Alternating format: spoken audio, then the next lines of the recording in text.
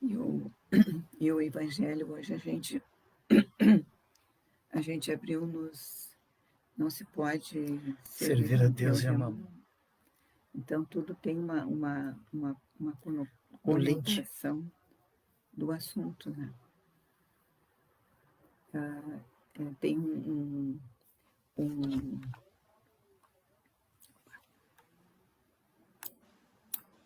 tem um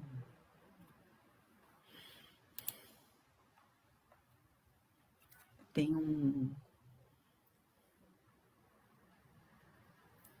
esqueci, agora esqueci. Boa noite, Ângela. Povo chegando.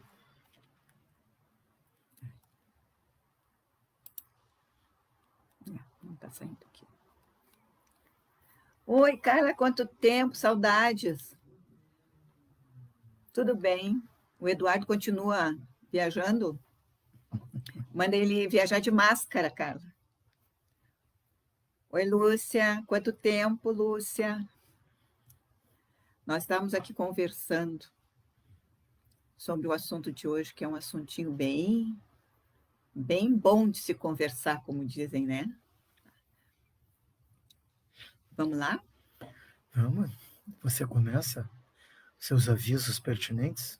Que continuamos com todas as atividades virtuais, continuamos com os estudos aqui, continuamos com as palestras, que continuamos lá também com os atendimentos fraternos, enfim, tudo virtualmente. E enquanto, pessoal, muitas pessoas nos mandam, quando é que vocês vão começar? Quando é que... Nós não podemos começar ainda, porque nós temos um protocolo de saúde a cumprir e outra coisa. Vocês imaginam assim, vamos conversar assim, vamos aproveitar que estamos todos aqui. Vocês imaginam se eles dizem assim, só pode 20 pessoas. Como que nós vamos... Aí a casa está aberta, só pode entrar 20. Aí chega um irmão aflito lá, e ele é o 21, ou 23, ou 25, e a gente vai dizer assim, não. Por outro lado, próximo da sede do Esperança, há um lar de idosas, não é? E nós tivemos um evento aqui em Gramado, não é? O lar de idosos Santa Ana, que foi contaminado, e nós tivemos muitas 11 baixas, óbitos. Baixas. Então, nós temos que cuidar muito isso, muito isso. Muito. E também tem uma coisa, né? A gente também está velhinho. Bom, então vamos lá. Então vamos.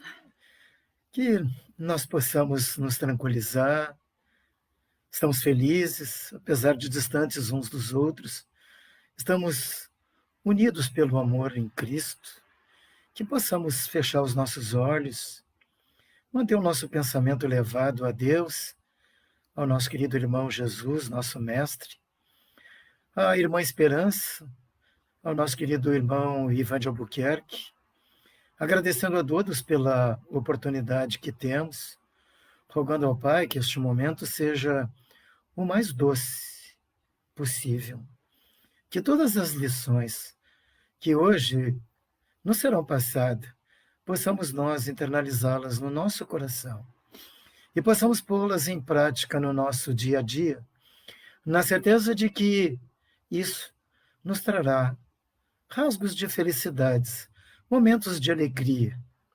Por tudo isso, Senhor, graças te damos.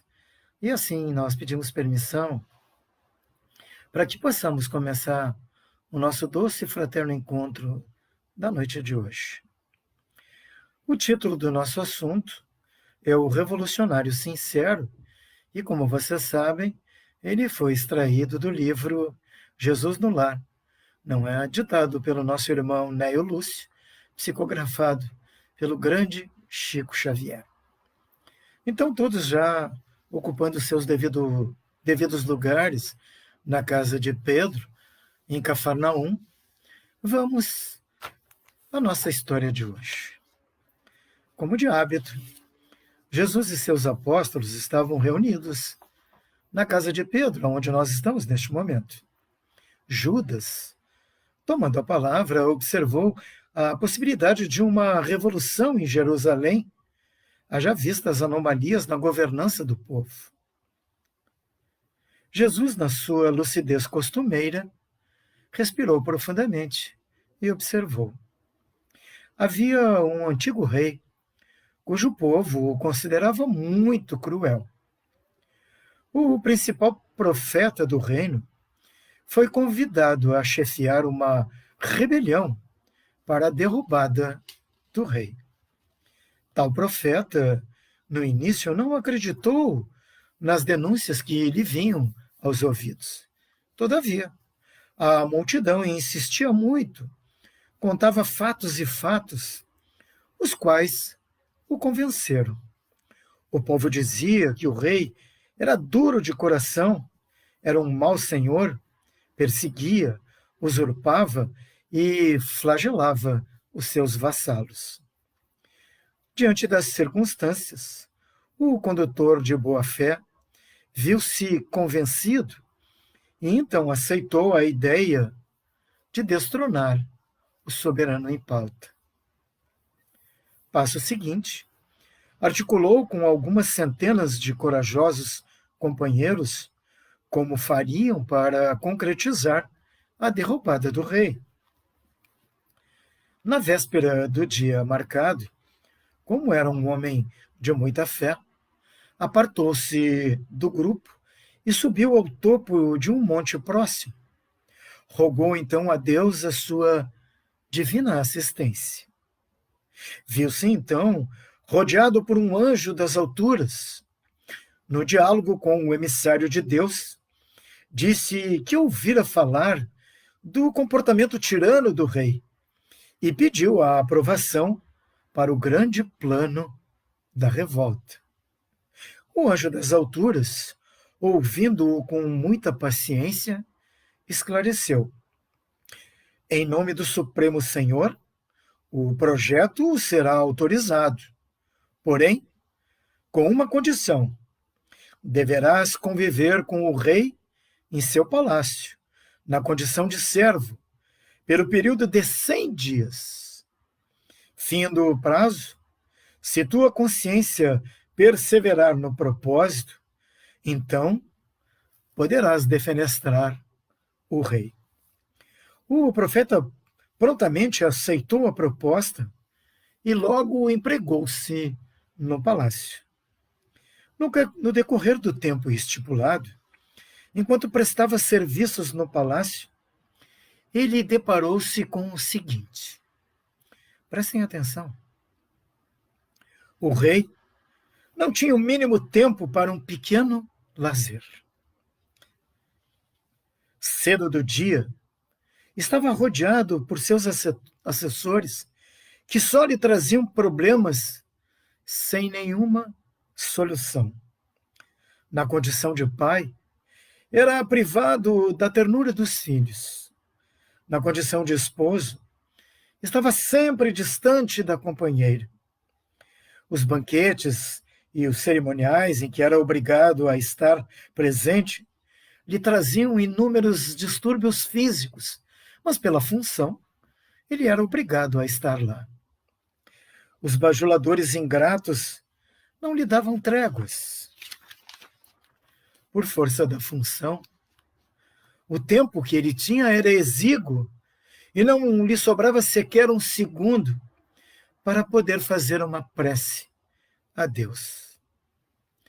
Findo os 100 dias, o profeta reconheceu que o rei se assemelhava a um escravo esse condenado a servir sem o mínimo repouso, sem o mínimo momento de alegria, sem o mínimo momento de prazer com os seus afetos. Era um escravo. Retornou ao monte e, em conversa com um anjo celestial, implorou, com as mãos juntas, misericórdia ao seu soberano.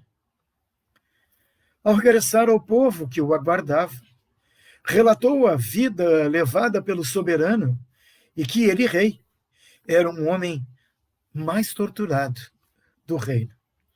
O que fez ele, então? Propôs mudanças de planos. Ao invés da insubmissão, sugeriu o povo maior entendimento e mais trabalho construtivo, objetivando aumentar o auxílio ao rei, facilitando assim as suas tarefas de soberano. Essa era a história de hoje. No decorrer dos nossos encontros, nós vamos abordar o que é o homem em sociedade, alguns aspectos da conduta de Judas, o que nos compete fazer enquanto líderes e liderados, e outras tantas reflexões que ao longo do nosso rápido e doce encontro nós vamos conversando. Ok, gente? Então era isso.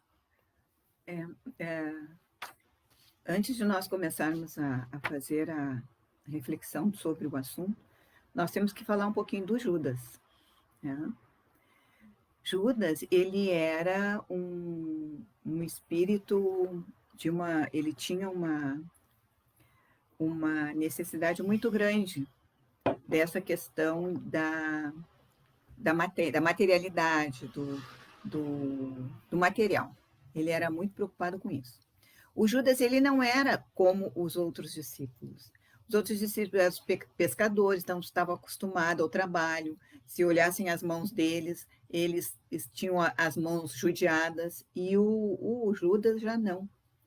Os pais de Judas eram saduceus, então eles não acreditavam na imortalidade, apesar de serem judeus, não aceitavam muito a questão do Cristo. E ele foi criado dentro de uma educação de cultura, né? Dando ênfase à intelectualidade. Então, ele, na verdade, ele nunca assim pegou na massa. Né? Ele sempre tinha uma outra educação. Na verdade, Jesus não convidou Judas. O Judas foi levado ao grupo por Bartolomeu. Então, ele foi aceito, porque Jesus, vamos combinar, né? Jesus não ia dizer, não, vai embora, porque eu não te escolhi, né? Então, paz e amor, ele aceitou Judas. Porque ele já sabia que Judas precisava de mais atenção. E em todas as conversas, no livro Boa Nova, do Chico, né? Nos traz uma história sobre os discípulos. Se vocês pegarem o livro lá, A Boa Nova, vocês vão encontrar no capítulo de discípulos. E ali ele conta, ele vai falando de cada um, e ele fala de Judas. E ele coloca, inclusive, ali, que essa questão do Judas, né? E coloca uma situação de que eles estavam na casa de Pedro fazendo um encontro, e Jesus falava, olha, cuidem isso, cuidem aquilo, mansamente falando. E quando terminou aquela reflexão, o Judas chegou e disse, mas para a gente poder fazer isso, eu estou preocupado porque não vejo a questão financeira para a gente fazer essas construções, a gente tem que ser mais, né, mais dinâmico, assim, né? E aí Jesus disse, sim, isso, cada um vai fazendo a sua parte. E Jesus ali mesmo já se virou e disse, olha, vamos ver quem puder contribuir com alguma coisa, assim. Então, aquelas pessoas que estavam ali, cada uma deu o que podia dar. Um denário. E aí ele juntou numa bolsinha e chegou para Jesus depois e disse, olha aqui, ó, eu já consegui tudo isso, e guardou a bolsinha assim no meio da... Que é muito leve de si. Aí Jesus disse, olha, tu cuida para que essa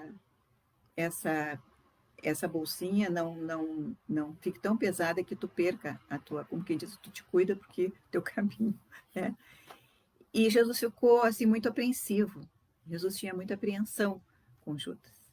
Então, para vocês entenderem o questionamento de Judas, porque estava preocupado, né, com essa questão de que tinha que ter um movimento, tinha que haver um movimento. Ele era revolucionário, né? As coisas tinham que mudar de acordo com a vontade dele, não é? E se não mudasse, deveria ser usada uma certa força. Assim era a figura de Judas, né? Mas, se vocês se lembrarem da história que nós narramos, havia um rei e havia um líder na comunidade. E esse povo da comunidade vinha aos ouvidos desse líder, deste profeta, e falavam: olha, o rei faz isso, eu sei o quê, eu não sei. Levavam informações de todo o gênero aos ouvidos deste profeta. E diziam: nós temos que tomar uma atitude, nós temos que defenestrar o rei, e o senhor é o nosso líder. Façamos um parêntese agora. Nós somos assemistas, eu, a Beth e alguns do grupo que nos ouvem agora. Aqui em Canela, a ACM tem uma gleba de terra que alguns do Esperança conhecem. E quando nós íamos aos acampamentos, nós tínhamos algumas brincadeiras. Uma delas era o seguinte: nós nos perfilávamos um do lado do outro, e a brincadeira era o telefone sem fio. O primeiro da fila contava uma rápida história ao segundo, e este, por sua vez, contava esta história ao terceiro, e o terceiro, por sua vez, narrava ao quarto, até o último da fila. E o último da fila, então, tinha a obrigação de narrar a história que ele havia ouvido. Vocês podem imaginar que o último contava uma coisa completamente diferente e distorcida daquela história primeira que havia sido contada, não é? Era telefone sem fio, ou quem conta um conto, aumenta um ponto. Então, este profeta era bombardeado com estas informações, não é? Mas por ser um homem prudente, o que fez ele? Deus me ajuda. E aí o anjo veio e disse a ele: não, você vá e conviva com o rei nas condições que o rei tem e veja se procede tudo isso que o povo te trouxe. Isso significa o quê? Empatia, não é? O que é empatia? É a capacidade de sentir o que o outro sentiria caso você estivesse na mesma situação vivida por ele. Quer dizer, buscar a compreensão dos sentimentos e emoções alheias através de uma análise profunda e racional. E foi isso que este profeta fez, foi conviver com o rei.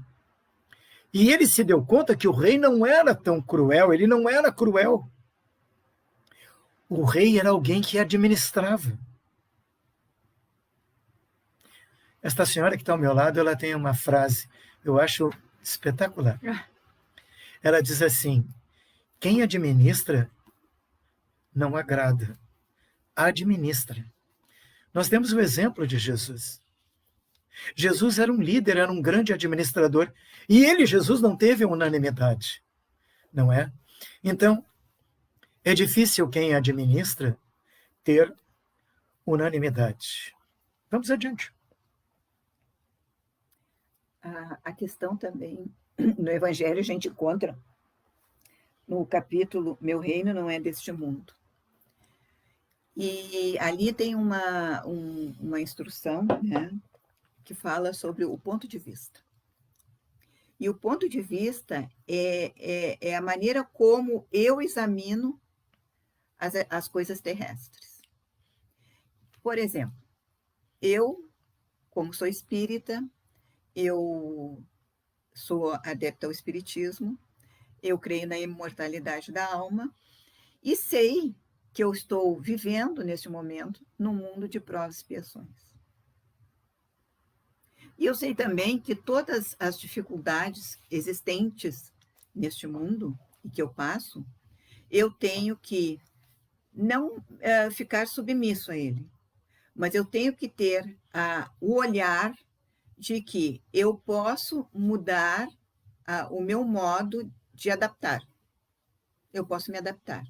E eu posso me adaptar dentro das leis morais. Então, é muito fácil quando eu estou vivenciando uma coisa que está sendo muito ruim para mim e eu quero mudar isto. Mas a mudança, ela nunca vem externa. A mudança tem que ser interna. Ela é de dentro para fora. Então, como exemplo, como eu fui professora de educação física, claro que em algumas vezes eu levava a equipe para jogar em determinados locais. Muitas vezes eu tinha que ser o juiz, ou a técnica. Técnica, imagina, eu. Então, tira atleta, bota atleta, né?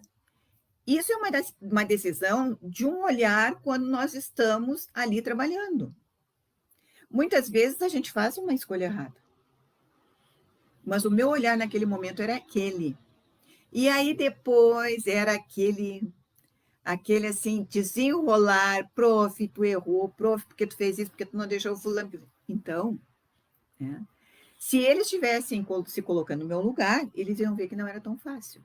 Como às vezes eu entregava na aula o apito e dizia assim, então tá, então agora tu apita. E aí eles se davam conta de como os colegas reclamavam. Então, gente, essa questão de se colocar no lugar do outro é muito, muito interessante, porque aquilo que eu estou vendo externamente nunca é o que aquela pessoa está sentindo internamente. Então, esse olhar ele tem que ser mais amplo. A mudança, nós vamos ficar parados. Beto, está dizendo então que a gente tem que ficar parado? Não, porque a nossa vida ela tem que girar numa coisa ativa, proativa.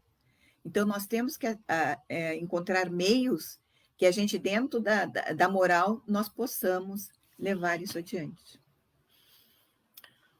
Bom, com relação àquilo que eu trouxe no início, nós temos que ter um cuidado, um grande cuidado, com julgamentos precipitados que nós podemos fazer, levados por informações. Hoje em dia está em voga fake news, né? Antigamente também tinha. Eles vinham e buzinavam no ouvido do profeta. Fake news. Nós temos que estar atentos a estes julgamentos precipitados. Bom, a figura do rei, gente. O rei era um soberano, era um líder, e ele sabia que ele tinha responsabilidades com o seu povo. E pela narrativa do profeta, que esteve 100 dias convivendo com o rei, este homem era alguém devotado ao seu povo.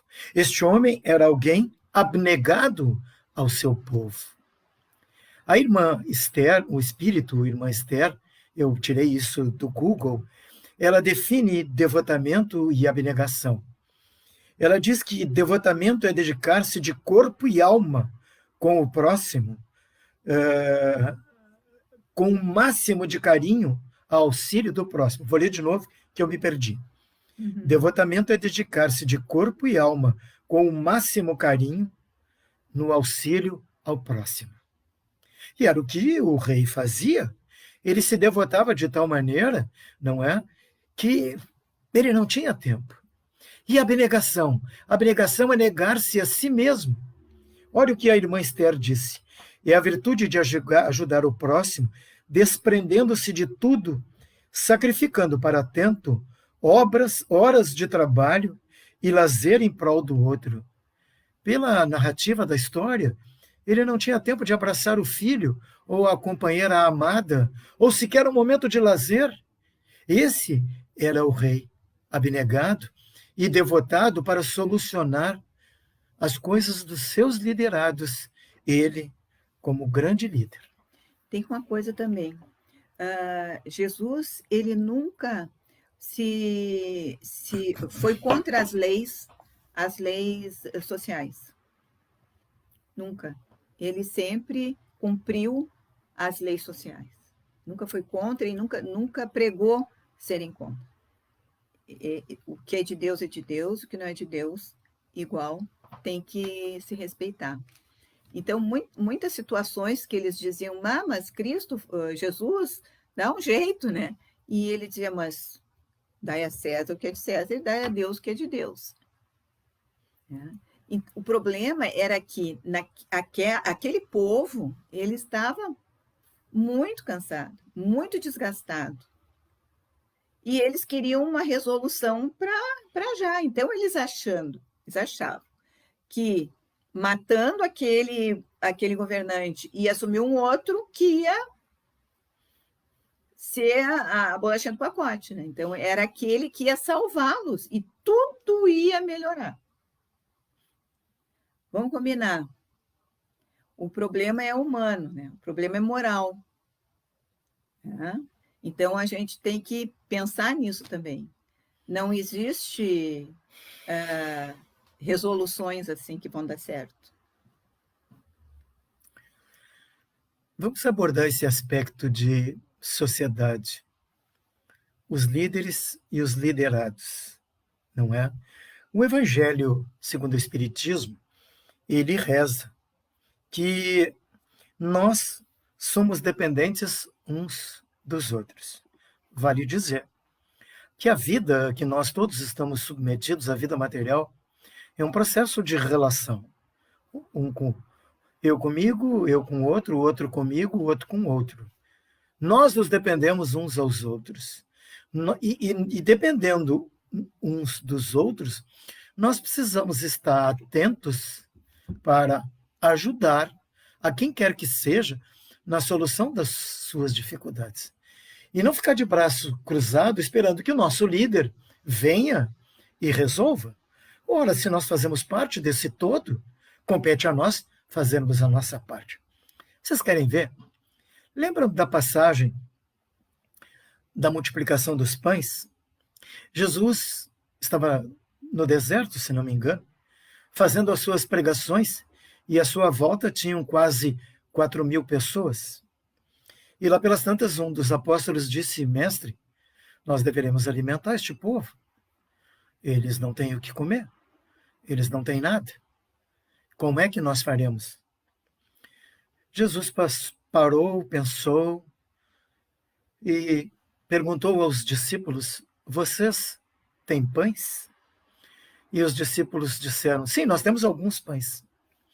Pois então, me tragam os pães. O que isso quer dizer?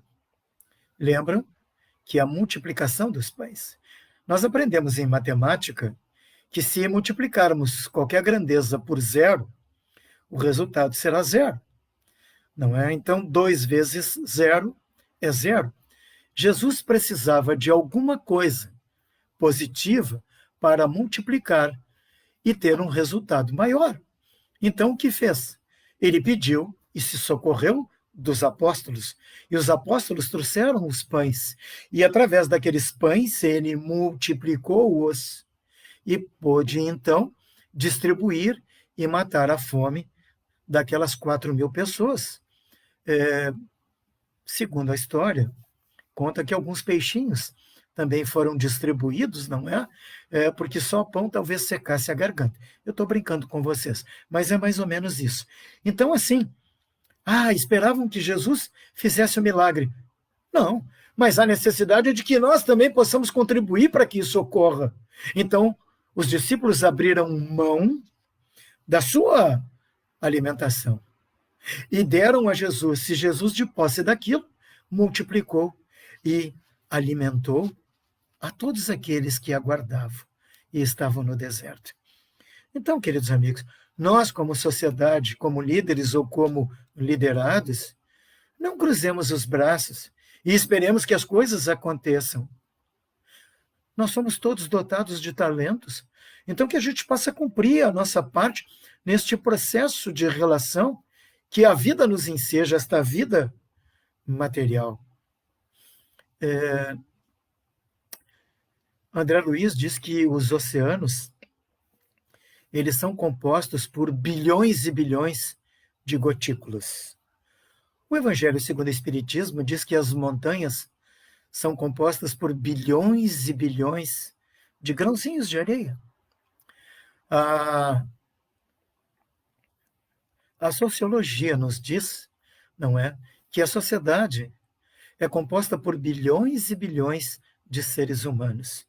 E os nossos irmãos sociólogos nos dizem que a sociedade é a família, é a célula mãe da sociedade.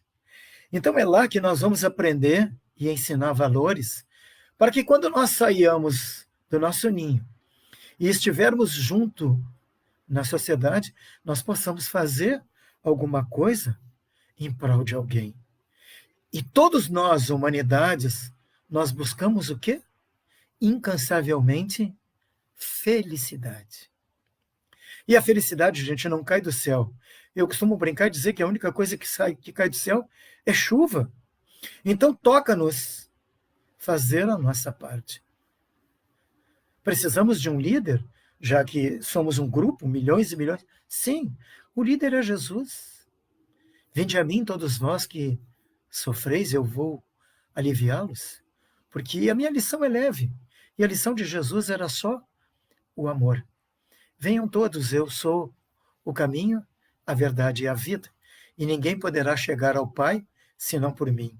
Quanto mais próximo de Deus eu estou, mais feliz eu consigo ser. Então, gente, essas seriam algumas reflexões nossas, não é?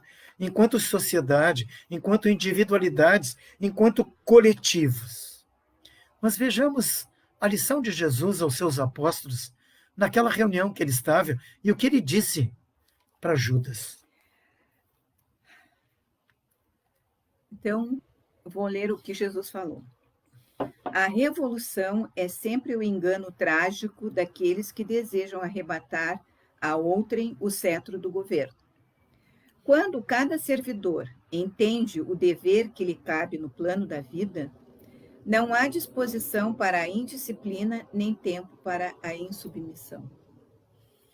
Ou seja, não é através da força, não é através da mortandade, Da coerção. não é através disso, e sim na reforma moral de todos nós. Né? Então, essa é o desfecho de Jesus, né? A mensagem de Jesus. Sejamos mansos, sejamos pacíficos. Né? Sejamos proativos e colaboradores uns com os outros, sem nada a esperar em troca. Façamos o bem sem ver a quem. Eu sei também que muitos de vocês devem pensar, mas não é fácil. Mas ninguém disse que era, né? Disse que era. Mas também ninguém disse que é impossível. Então tá, dona Elizabeth, já vencemos quase 3 minutos do nosso horário permitido. Nos toca agora fazer a prece de encerramento. Sim, e eu vou pedir que vocês se cuidem, porque agora está chegando esse tempo de primavera, e esse sol e esse tempo maravilhoso, e a gente quer se debandar para caminhar na rua, para andar por aí. Então, mais cuidados, mais máscaras, se cuidem, não se aglomerem. Falta só mais um pouquinho. Só mais um pouquinho, certo? Então, vamos aproveitar a presença do nosso Mestre Jesus.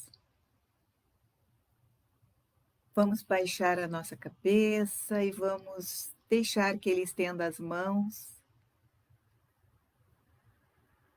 e nos banhe com aquela ternura, com a amorosidade, trazendo a todos nós a paz, a força, o conforto, o acolhimento,